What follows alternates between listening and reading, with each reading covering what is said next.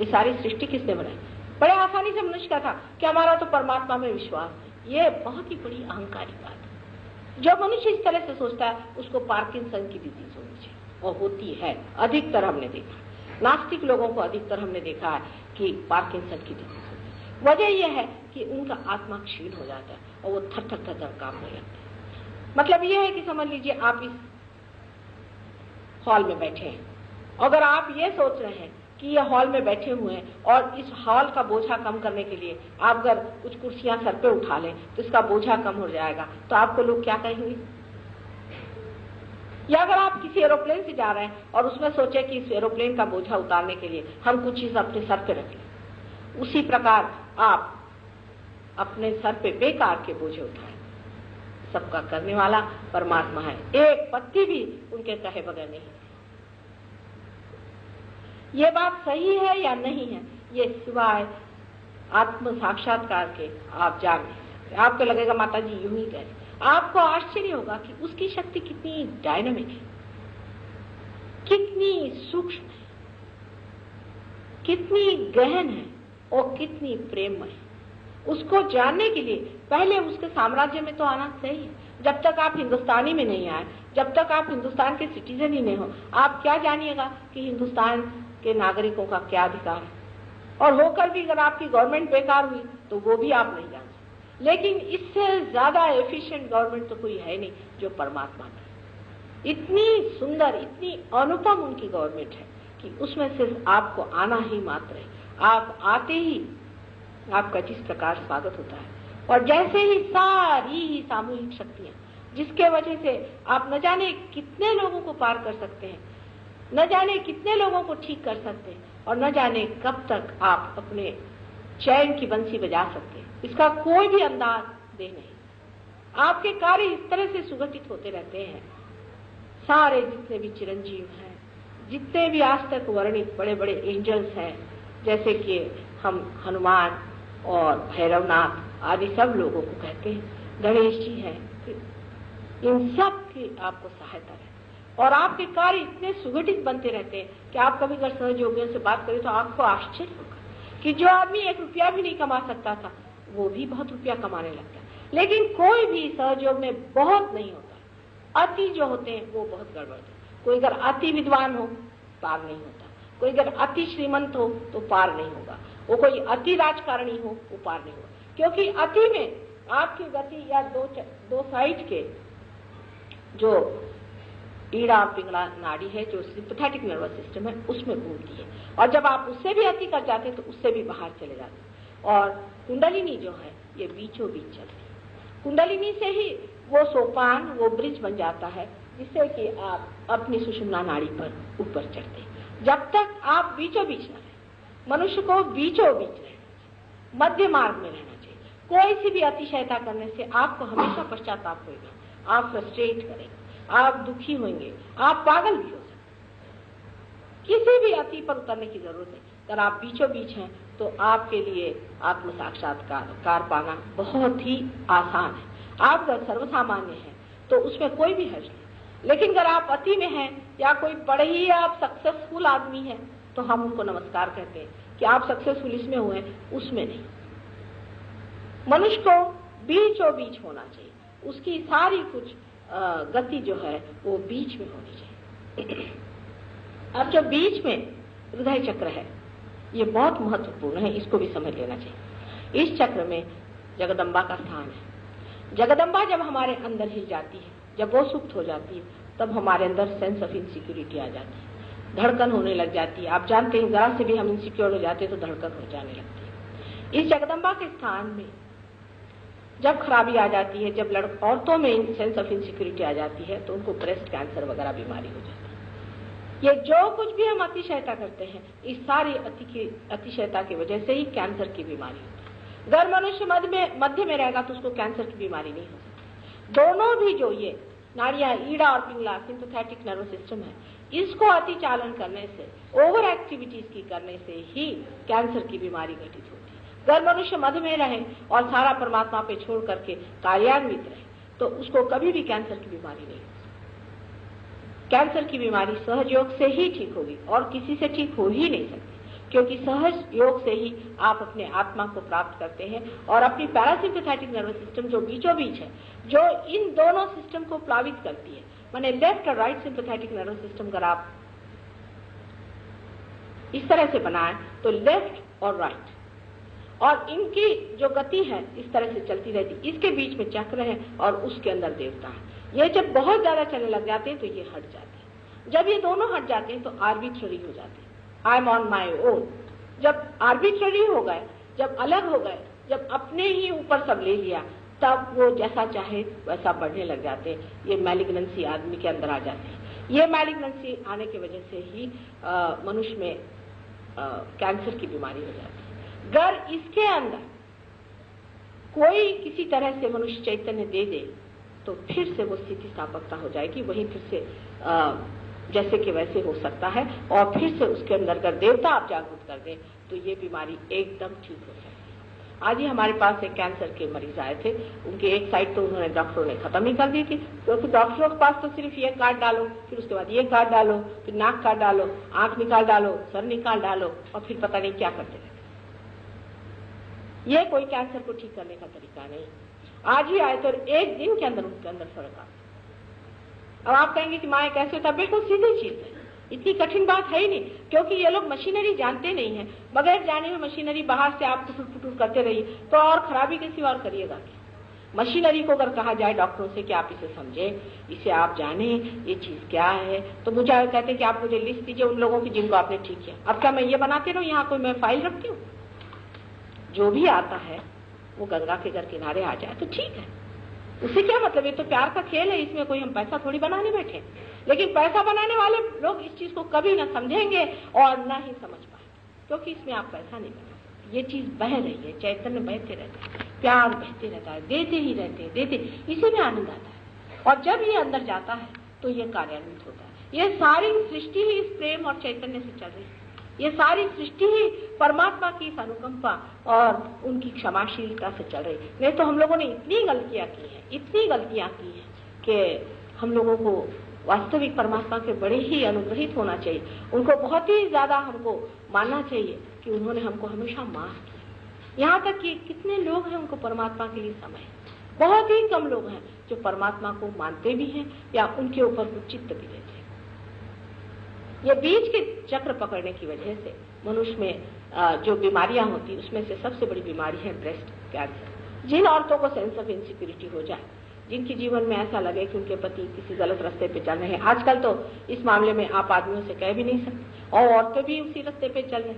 मैंने पहले ही कहा कि पवित्रता जीवन का सबसे बड़ा ध्येय है और पवित्रता ही अपना बेस है। जिस आदमी में पवित्रता नहीं है वो संसार में कुछ भी नहीं कर सकता।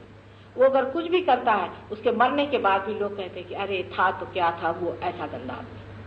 उसके बाद भी उसके बारे में लोग किताबें छापते हैं, उसके बारे में लोग बताते हैं होंगे बड़े भारी होंगे, उन्होंने बहुत लड़ाइयां लड़ी होंगी, ये क्या है, लेकिन आदमी गंदा था। कभी भी सामूहिक तरह से ऐसे आदमी को संसार में लोगों ने महत्ता नहीं दी और न माना है। इससे ऊपर का जो चक्र है ये भी बहुत महत्वपूर्ण है और मनुष्य के लिए तो बहुत ही महत्वपूर्ण है। जब मनुष्य ने अपनी गर्दन ऊपर उठा ली तभी ये चक्र पूरी तरह से प्रकाशित हुआ है, मैनिफेस्ट हुआ। ये चक्र है विराट का, ये चक्र है श्री कृष्ण का। विराट का मतलब ये है कि जब मनुष्य ने गर्दन उठाई तब उसने जाना कि मैं एक बड़े भारी विराट का एक अंग प्रत्यंग, एक प्राइमोर्डियल बीइंग का मैं एक माइक्रोकोज्म हूँ। वो अगर माइक्रोकोज्म है तो मैं उसका माइक्रोकोज्म, उसके अंदर बसा हुआ मैं एक मांसपेशियों का एक टुकड़ा हूँ, जो एक विराट, जो एक सागर है, उस सागर के अंदर मैं बूंद हूँ। ये इस चक्र के गति से हुआ। ये श्री कृष्ण के अवतरण में माने 6000 वर्ष पूर्व घटित हुआ है और इसीलिए मनुष्य उस विराट के बारे में सोचने लगा, उस परमात्मा के बारे में सोचने लगा जिसमें उसे अंतर्हित होना है, जिसमें उसे समाना है। जब आप उसमें समा जाते हैं और जब ये बूंद सागर हो जाता है तो सागर की सारी शक्तियां ही उसमें से चलायमान होती है और वो स्वयं देखता है कि वो एक सामूहिक चेतना में, कलेक्टिव कॉन्शियसनेस में जागृत होता है। ये नहीं कि हम लेक्चर दें कि आप सब भाई बहन हैं, इससे कोई अर्थ नहीं होता। पर उसके बाद आप हो ही जाते हैं। जैसे कि आप शरीर के अंग प्रत्यंग है, समझ लीजिए हम आपकी बीमारी को ठीक करते हैं, मतलब हमारे हाथ से ये घटना हो जाती है, तो इसमें हमारा क्या, क्योंकि आप हमारे का शरीर अंग प्रत्यंग है। समझ लीजिए हमारे उंगली को चोट है, तो अगर हम उसे ठीक कर रहे हैं तो इसमें कोई आपके ऊपर उपकार कर, ये तो हम अपनी उंगली ही को ठीक कर रहे हैं। जब लोग चैरिटी नाम के विचार से कोई कार्य करते हैं, उसका परमात्मा से संबंध रखते हैं, तब उनकी कुंडलिनी जागरूक नहीं हो सकती। जितने भी फिलांथ्रोपिक लोग हैं, हमने देखे बड़े बड़े मिशन वाले, बड़े बड़े ये लोग, इनकी कुंडलिनी जागरूक नहीं होती, क्योंकि बड़े भारी गलत फहमी में हो बैठे। ठीक है, आपको किसी गरीब की मदद करना है, वो आप इसलिए कर रहे हैं क्योंकि आपके अंदर कोई रो रहा है।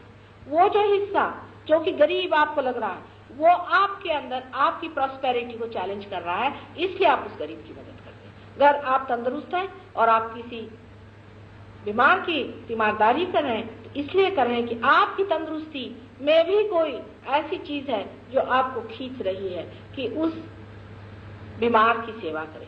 इसलिए जो लोग कहते हैं कि हम बड़े चैरिटेबल हैं, ये बहुत ही अहंकार की बात है। जो इंसान अपने को ये समझता है कि मैं अपनी खुशी के लिए कर रहा हूं, ये मेरा सुख है, ये मेरा आनंद है, इसलिए मैं कर रहा हूं, क्योंकि मुझे चीज काट रही है, मुझे दुख दे रही, इसलिए मैं कर रहा हूं। जो आदमी इस तरह से सोच के इस कार्य में रहता है, उसकी कुंडलिनी बहुत आसानी से जागृत होती है। इसलिए हमने देखा कि इसका संबंध परमात्मा से जोड़ने की कोई जरूरत नहीं, ये आपकी अपनी निजी चीज है, क्योंकि आपके अंदर ये संवेदना है और आप इसे कर रहे हैं, इसलिए घटित हो रहा है। ये कोई मैं बहुत से लोग इसका मिशन बनाए हैं, भगवान से संबंध जोड़े हुए। वास्तविक भगवान से संबंध सिर्फ आत्मा से ही होता है। जितने भी लोग परमात्मा का काम कर रहे हैं, उनको ये जान लेना चाहिए कि परमात्मा का काम सिर्फ एक है, और वो ये है कि मनुष्य का संबंध परमात्मा से जोड़ना, आत्मा का संबंध परमात्मा से जोड़ना, मनुष्य का संबंध आत्मा से जोड़ के आत्मा का संबंध परमात्मा से जोड़ना, यही एकमात्र कार्य है जो परमात्मा के नाम में करना चाहिए। और बाकी जितने भी कार्य हैं वो लौकिक है, कि कंबल इकट्ठे करना, कंबल बांट रहे हैं, किसी के कपड़े इकट्ठे करना, कपड़े बांट रहे हैं, ये कार्य परमात्मा का नहीं। ये सारा लौकिक कार्य है, मटीरियल कार्य है, इसका परमात्मा से कोई भी संबंध नहीं। इस चक्र में, विशुद्धि चक्र में 16,000 नाड़ियां होती है। अब आप सोच लीजिए कितना महत्वपूर्ण चक्र। आपकी 16,000 नाड़ियां इस चक्र से चलती हैं। अब जब आप सिगरेट पीते हैं तो आप इस चक्र को ही सताते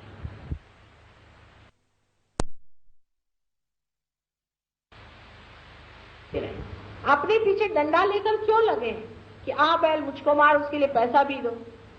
आप जानते नहीं कि सिगरेट पीने से कितना अधिक नुकसान अंदर हो जाता है, आपको इसका अंदाज ही नहीं। लोग कहते हैं इससे कैंसर हो जाता है, सिर्फ कैंसर ही हो जाए तो बात दूसरी, पर आपका पुनर्जन्म होने का भी पूरा चांस खत्म हो जाता है। अगर आप बहुत ज्यादा सिगरेट पीते हैं तो ये चक्र बहुत बुरी तरह से पकड़ता है, लेकिन सहयोग में सभी चीज पता नहीं कैसे क्षमा हो जाती है। अगर आप सिगरेट भी पी रहे हैं तो भी आप पार हो जाएंगे। एक साहब बहुत ज्यादा सिगरेट पीते थे सिंगापुर में, उनको वो पार हो गए। जब पार हो तो उनके अंदर से खूब धुआं निकला और उसके बाद बहुत सुगंध आई। उसके बाद जब भी वो सिगरेट पीने जाते थे उनको सुगंध आती थी, फिर उन्होंने सिगरेट पीना ही छोड़ दिया और वो अपने आप छोड़ दिया। पर वैसे भी सिगरेट या शराब, ये दोनों ही चीज मनुष्य इसलिए पीता है कि वो अपने से ही भागना चाहता है। एक ये पलायन है, अपने से भागना, अपने को मनुष्य देखना नहीं चाहता है, क्योंकि अपना जो इतना सुंदर है वो तो सारा बंद है, वो तो जाना नहीं। जब वो अपने को जान लेता है तब उसको इच्छा ही नहीं होती, क्योंकि अपने ही मजे में वो बैठा रहता है, उसको टेम्पटेशन ही नहीं होता है। वो जब इतना मधुर स्वाद अंदर आने लग जाता है तो मनुष्य इसको अपने आप ही छोड़ देता है।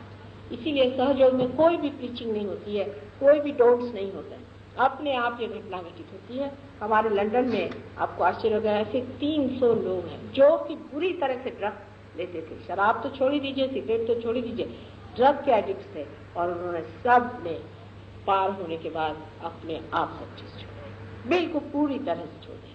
पर एक बात फर्क है कि हमारे हिंदुस्तान में जो लोग हैं योग भूमि में पैदा, उनके ऊपर बहुत से वरदान अपने ही आप आ गए। ये पूर्व जन्म की संपदाओं की वजह से आप इस योग भूमि में पैदा हुए हैं, और इसीलिए आप धार्मिक भी बहुत हैं, और उस मामले में आप इनोसेंट भी बहुत हैं। बहुत आपके अंदर गुण हैं, इसमें कोई शक नहीं। लेकिन आप में जो दोष बहुत बड़ा है कि जो चीज आसानी से मिल जाती है उसकी महत्ता आपने जरा भी नहीं की।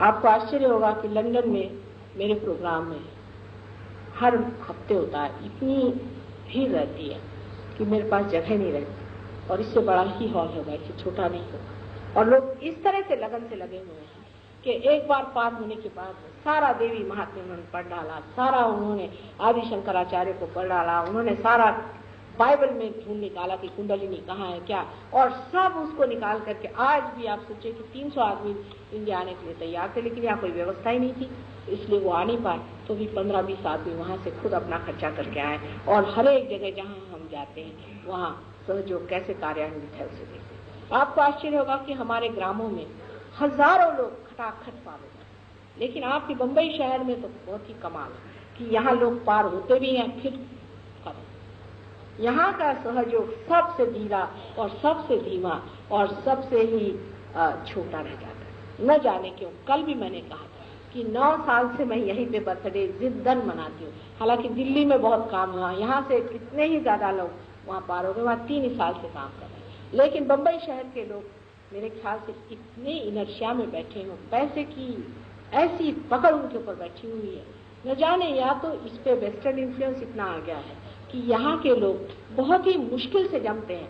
सहयोग में पाना आसान है, जमना मुश्किल है। आप लोग हिंदुस्तानी लोग बहुत जल्दी पार हो जा सकते हैं, बहुत जल्दी होते भी हैं, और एक भी परदेशी होगा उसमें 8-8 दिन मेहनत करनी पड़ती है, लेकिन जब वो पार होता है तो मुझे लगता है कि कुछ फायदा हुआ, क्योंकि जमने वाली चीज। और हिंदुस्तानी हजारों भी हो जाए तो भी व्यर्थ, क्योंकि इनको कोई भी किसी चीज की कदर है ही नहीं, अपनी ही जिन्हें कदर नहीं है उनसे फिर क्या कहा जाए। इसलिए मैं आपसे विनती करके कहती हूँ कि आज आप अगर पार हो भी जाएं, आप इसे पालें तो आगे से बढ़ाएं। हमारा यहाँ सेंटर है, हमेशा हमारे प्रोग्राम्स होते रहते हैं, कृपया उसमें आप लोग सम्मिलित हो। पर ऐसा है कि लोगों को जब तक आप बड़ा भारी हॉल न रिजर्व करें, जब तक आप बड़ी शानदार चीज न हो, लोगों में इतने कॉम्प्लेक्सेस हैं कि वो सादी जगह जाना नहीं चाहते। ये बड़ी दुख की बात है। अपने को पाने के लिए लोग जंगलों में जाते हैं, कहाँ कहाँ घूमते हैं। अब आपके घर में ही गंगा बहकर आई है तो उसका वरण करना चाहिए, अपना सम्मान करना चाहिए, और समझना चाहिए कि कितनी अलग चीज हमें मिली है, अमूल्य चीज मिली है, इतनी सूक्ष्म चीजें इसे बढ़ाना चाहिए। बात बात में ये चीज खोना कोई अच्छी बात नहीं है, क्योंकि इस तरह के खोने से आपको क्या फायदा होने वाला है, कुछ भी फायदा नहीं होने वाला। लेकिन जो चीज पाई हुई है वो आपने अनंत की तपस्या से पाई हुई, उसे खो करके यही कहा जाएगा कि अब आपके लिए कौन सा स्थान बना है। न तो आप नर्क में जा सकते हैं, न स्वर्ग में जा सकते हैं। आपके लिए कोई भी स्थान परमात्मा को समझ में नहीं आएगा कि ऐसे अकलमंद लोगों के लिए कौन सा स्थान बनाया जाए।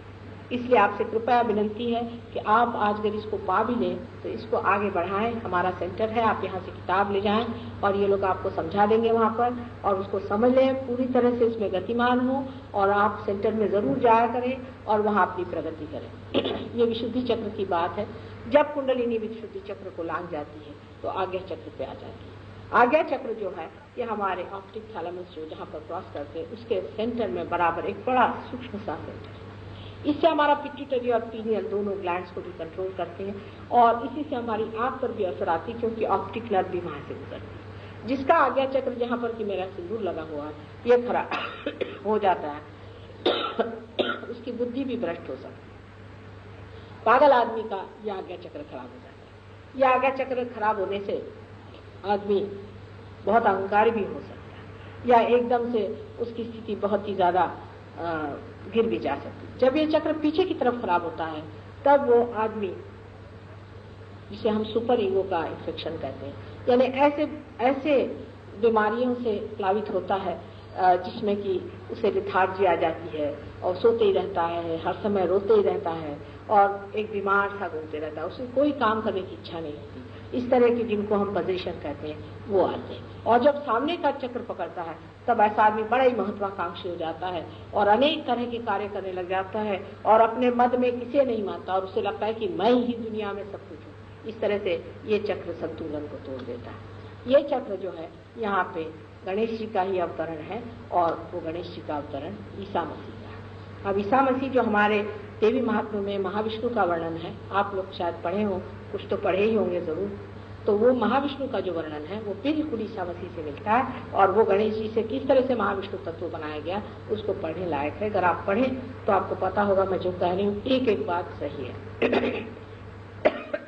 इस चक्र को जब कुंडलिनी लांग जाती है तब आप निर्विचार हो जाते हैं, एकदम निर्विचार हो जाते हैं। आप अपने तरफ अगर चित्त दें तो आपके अंदर कोई भी विचार नहीं आएगा। अधिकतर लोगों का ये होगा कि आप बिल्कुल साइलेंस में बैठे और आप अवेयर, थॉटलेस अवेयरनेस आ जाती है। ये पहली निर्विचार समाधि जिसे कहते हैं वो घटना घटित हो जाती है। इसी घटना के साथ आपको आश्चर्य होगा कि आप किसी की भी कुंडलिनी उठा सकते हैं। अभी आप पार नहीं, अभी आपके अंदर से वाइब्रेशंस नहीं आ रहे, लेकिन अगर आप थॉटलेस अवेयरनेस में चले गए तो ही आपके अंदर ये शक्ति आ जाती है कि आप किसी की बीमारी भी ठीक कर सकते हैं और थोड़ी बहुत कुंडलिनी भी उठा सकते हैं, लेकिन आप पार नहीं करा सकते। लेकिन जब ये कुंडलिनी इसे छेद देती है, जो कि सहस्त्रार हमारे 1000 नाड़ियों से बंधा हुआ जो ये सहस्त्रार है, जिसे लिम्बिक एरिया मेडिकल टर्मिनोलॉजी में कहते हैं, उसको छेद करके इस तालु से जब कुंडलिनी निकलती है तब वो अति सूक्ष्म सर्वव्यापी शक्ति में एकाकार हो जाती है। उस वक्त आदमी में एकदम से सामूहिक चेतना आ जाती और उसके हाथ से हृदय का स्पंदन शुरू हो जाता है, क्योंकि जो सदाशिव का स्थान है वो हमारे सर पे और वही शिव हमारे हृदय में बसते हैं। जैसे ही वहाँ प्रकाश हो जाता है वैसे ही हृदय से आत्मा का प्रकाश हमारे अंदर से बहने लग जाता है और पैरासिम्पैथेटिक नर्वस सिस्टम को हम कंट्रोल कर लेते हैं। एकदम आपको लगता है कि ऊपर वेंटिलेशन से भी ठंडी ठंडी हवा सर में आ रही है और हाथ पे भी ठंडी ठंडी हवा आने लग जाती है। ये चक्र का टूटना बहुत जरूरी है। जब तक ये चक्र नहीं टूटता, जब तक आपके सहस्त्रार की कुंडलिनी नहीं छेदती, तब तक आप पार नहीं। अब इसके लिए आप कहें कि माँ हम क्यों नहीं, क्योंकि कोई भी कड़ी बात आपसे नहीं कहना चाहते, इतना ही कहेंगे कि बेटा ये चक्र खराब है, ये चक्र खराब है, और वो ठीक हो सकता है। आपको इससे आइडेंटिफाई नहीं होना चाहिए कि हमने ये गलती की या हमने वो बुराई की, ये पाप किया है, कुछ नहीं। ये सब चीज टूट जाती है, क्योंकि पाप पुण्य भी आप अपने ईगो से करते हैं। अगर ईगो और सुपर ईगो दोनों इस तरह से हट जाए तो फिर आप दूसरे ही हो जाते हैं। आप जो थे वो अब रहते नहीं, आप वो हो जाते हैं जिसे हम आत्मा कहते हैं। आप आत्मा के आंख से देखने लग जाते हैं। जब तक आप पानी में हैं तब तक आपको डूबने का डर रहता है। जैसे ही आपको हमने बोट में रख दिया आप पानी की ओर देखते रहते। लेकिन इस बीच की जो स्थिति होती है कि जब तक आप ऊपर चढ़ जाए और पूरी तरह से स्थिर हो जाए, यही स्थिति जरा नाजुक होती है। इसीलिए सहज योग के लिए मैंने कहा है कि पाने के बाद भी आपको थोड़ा सा स्थिर होना पड़ता है। सहज योग में एक विशेष रूप से चीज होती है कि पहले दिन बहुत जोर की कुंडलिनी का अनुभव होता है, बहुत लोगों को होता है। पहले दिन इतना जोर का होता है कि वो आश्चर्य में हो जाते हैं, लेकिन उसके बाद में फिर कुंडलिनी जाती है, क्योंकि आपके अंदर जो कुंडलिनी है वो हमें पहचानती है और उन्माद से, आवेग से और खुशी के मारे वो उछल पड़ती है और बाहर आ जाती है और आपको अनुभव हो जाता है। लेकिन इस अनुभव की स्थिरता इसलिए नहीं टिकती क्योंकि आपके अंदर अनेक दोष हैं। जैसे कि बाढ़ आकर के नदी आगे बढ़ जाए, लेकिन उसके अंदर से गड्ढे वगैरह जो हो वो फिर बाद में भरने लग जाते हैं। उसी प्रकार कुंडलिनी जाकर आपके अनेक जो रोग हैं, आपकी जो तकलीफें हैं, उसको सबको भरते रहते। लेकिन एक बार ये अनुभव होने के बाद ये होता नहीं है, थोड़ा उसको संजोना पड़ता है। जैसे कि बीज पनप भी जाए, उस बीज को बहुत संजोना पड़ता है, उसको संभालना पड़ता है। अब आप सोचिए कि बीज का अंकुर इतनी सघन जमीन के अंदर से किस तरह से फूट कर निकलता है, लेकिन जब बाहर आता है तब उसको बहुत संभालना पड़ता है। उसी प्रकार कि आपको भी अपनी रियलाइजेशन को बहुत संभालना पड़ता है। ये बहुत ही महत्वपूर्ण है, इसे आप पाएं और इसका आनंद आप उठाएं। आज भी आपके मुंबई शहर में मैं कहूँगी हजारों लोग हैं जिन्होंने इसे पाया है और उसके आनंद में मुझे कभी कुछ मिल भी जाते हैं, कुछ चिट्ठी भी लिखते हैं, लेकिन आप भी इसे पा करके और संतुष्ट हैं। अब मैं देखना चाहती हूँ कि आप कितने लोगों के हाथ में ठंडा आ रहा है। आप इस तरह से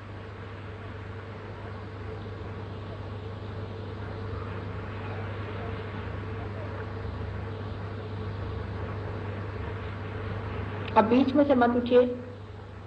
बहुत से लोगों को लेक्चर का ही शौक होता है, लेक्चर सुना चल दिए। बहुतों को दर्शन का होता, पहले तो दर्शन हो गए माता जी के, अब चल अब दर्शन करने के लिए आना थोड़ी है, पाने के लिए आना। फिर उसके बाद कुछ लोग आते हैं वो सिर्फ लेक्चर सुनने के लिए। लेक्चर बड़ा अच्छा हुआ माता जी को, लेक्चर सुनने का अभी उसका फल तो ले। लेक्चर देने की कोई जरूरत ही नहीं है वास्तविक, पर बगैर लेक्चर के आप बैठेंगे थोड़ी। आंख बंद कर लें सब। आंख बंद करते वक्त ये देखें कि आपकी आंख की पुतलियां जो हैं वो पढ़ के ना। अब देखिए इसमें ये है कि हम ही को अपना सर्टिफिकेट देना, कोई दूसरों से वाद विवाद से नहीं होना, कोई झगड़े से नहीं होना, किसी से नहीं होना। ये होना है तो होगा, नहीं होना तो नहीं होगा। अगर हम अपने बच्ची को भी चाहें तो नहीं होगा, हम किसी को भी करना चाहे तो नहीं होगा।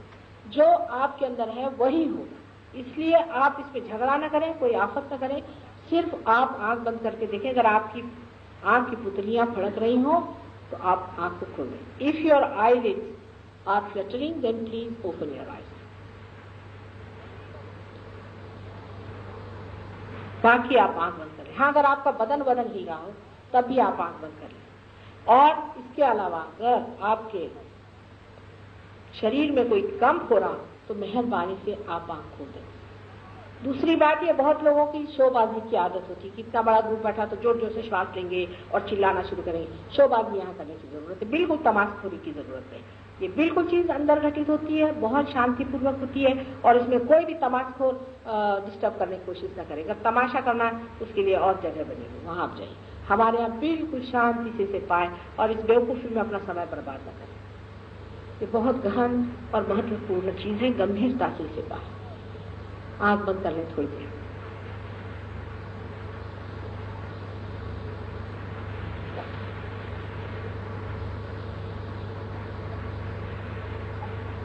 Please close your eyes. Please close your eyes.